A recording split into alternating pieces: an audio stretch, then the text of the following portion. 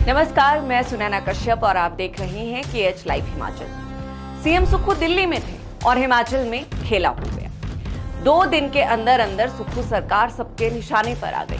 High court से फटकार, विपक्ष के वार और जनता में सवाल। हालांकि अब इस फैले हुए रायते को समेटने की कोशिश तो हो रही है, मगर अब वो बात नहीं रही, अब वो हालात नहीं। विमल नेगी मामले में ACS, DGP और SP तीनों ने हाई कोर्ट में अलग अलग रिपोर्ट पेश की, लिहाजा हर जगह सरकार की किरकिरी हुई। अब तीनों IAS IPS अफसरों पर एक साथ गाज गिरी है। लेकिन वो कहते हैं ना कि अब पछताए होत क्या जब चिड़िया चुग गई खेत। जो होना था वो तो हो गया, लेकिन इस केस ने सवाल ये खड़ा कर दिया है कि क्या वाकई ये सिर्फ एक प्रशासनिक विफलता थी या फिर सरकार के भीतर ही कुछ अपने उसकी जड़ें काट रही है।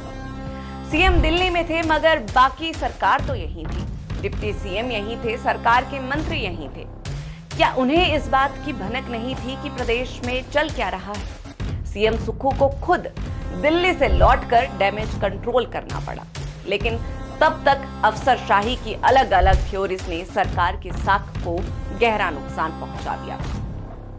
सीबीआई को जांच सौंपने के बाद भले सरकार राहत की सांस ले रही हो, लेकिन जिस तरह एक साथ 3 वरिष्ठ IAS और IPS अफसरों पर कार्रवाई करनी पड़ी, वो इस बात का संकेत है कि अंदर खाने सब ठीक नहीं है। और सबसे बड़ा सवाल ये है, क्या सुक्खू सरकार को असली खतरा बाहर से कम, अंदर से ज्यादा है? स्थिति गंभीर है और सवाल भी। विमल नेगी केस सुक्खू सरकार या यूं कहें कि अकेले सीएम सुक्खू के लिए ही बड़ी चुनौती बन चुका है।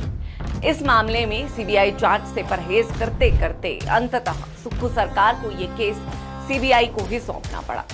हाईकोर्ट के फटकार ने सुक्खू सरकार की न्याय प्रणाली पर ही सवाल खड़े कर दिए हैं। पावर कॉर्पोरेशन के चीफ इंजीनियर विमल नेगी 10 मार्च को लापता हुए। 18 मार्च को बिलासपुर की गोविंद सागर झील में उनका शव मिला। 19 मार्च को एम्स बिलासपुर में पोस्टमार्टम करवाया गया। इसी दिन रात 10 बजे तक परिजनों ने पावर कॉर्पोरेशन दफ्तर के बाहर शव के साथ प्रदर्शन किया। परिजनों ने पावर कॉर्पोरेशन के डायरेक्टर देसराज और MD IAS हरिकेश मीणा पर विमल नेगी की मानसिक प्रताड़ना के आरोप लगाए। 20 मई को SP शिमला ने इस मामले की जांच को SIT गठित की। 19 मार्च को ही सीएम सुक्खू ने पुलिस जांच के साथ साथ ACS ओंकार शर्मा को प्रशासनिक जांच के आदेश दिए। उन्हें 15 दिन के भीतर जांच रिपोर्ट देने को कहा गया। SIT जांच से आहत विमल नेगी की पत्नी किरण नेगी ने हिमाचल हाई कोर्ट में याचिका दायर कर केस की जांच CBI को देने का आग्रह किया। अप्रैल के आखिरी सप्ताह में सुनवाई के दौरान अदालत ने प्रदेश सरकार को 20 मई तक स्टेटस रिपोर्ट सौंपने के आदेश दिए। ACS, DGP और SP शिमला ने 20 मई को हाई कोर्ट में स्टेटस रिपोर्ट दी। 21 मई के लिए अदालत ने फिर से केस की सुनवाई तय की। 23 मई को कोर्ट ने अपना फैसला सुनाया और ACS DGP की रिपोर्ट को आधार बनाते हुए केस की जांच CBI को सौंप दी। इन तीनों की रिपोर्ट बिल्कुल अलग थी, जिसने कई सवाल खड़े कर दिए। नतीजन सुक्खू सरकार ने चीफ इंजीनियर विमल नेगी मामले में एक IAS और 2 IPS को अनुशासनहीनता पर लंबी छुट्टी पर भेज दिया। इससे पहले कभी भी 3 IAS IPS अफसरों पर एक साथ ऐसी कार्रवाई नहीं की गई होगी।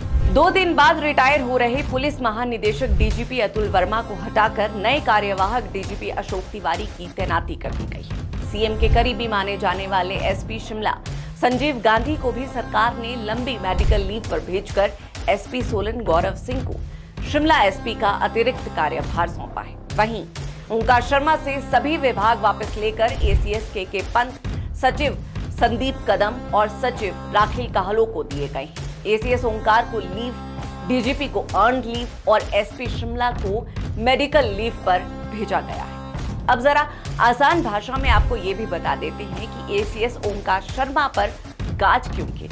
दरअसल ओंकार शर्मा ने status report advocate general office से वेट नहीं करवाई। ACS ने बिना वेट के ही रिपोर्ट हाई कोर्ट को सौंप दी। ACS की रिपोर्ट में पेखूवाला पावर प्रोजेक्ट में गड़बड़ी बताई गई है। पावर कॉर्पोरेशन के पूर्व अधिकारियों पर विमल नेगी की मानसिक प्रताड़ना के आरोप भी हैं। सरकार ने ओंकार को कहा था कि जिन अफसरों पर आपने आरोप लगाए उनके भी बयान लिए जाए। ओंकार शर्मा ने आरोपी अफसरों के बयान लेने से इनकार कर दिया। जाहिर है अब इन रिपोर्ट्स के आधार पर उंगलियां सरकार पर उठेंगी। और सवाल उठाने का मौका विपक्ष को भी मिलेगा। हालांकि ये कहना शायद ठीक ना हो कि सरकार पर फिलहाल कोई संकट है, मगर समीकरणों के आधार पर जो परिस्थितियां बनती दिख रही है उसमें कोई दो राय नहीं है कि सीएम सुक्खू की मुश्किलें बढ़ना तय है। अब सवाल सिर्फ प्रशासनिक चूक का नहीं बल्कि सत्ता के गलियारों में चल रही अंदरूनी राजनीति का भी है। क्या सुक्खू सरकार को संकट में डालने के पीछे सिर्फ लापरवाही थी या फिर भीतर खाने कुछ अपने ही उनकी कुर्सी हिलाने में लगे हैं? फिर चाहे वो बेलगाम अफसरशाही हो या पार्टी के भीतर के स्लीपर सेल, राजनीतिक गलियारों में चर्चा है संकट अभी टला नहीं है बल्कि शुरुआत हुई है। बहरहाल आज की इस चर्चा में इतना ही। इस पूरी चर्चा पर आप सबकी क्या राय है ये हमें कमेंट कर जरूर बताएं।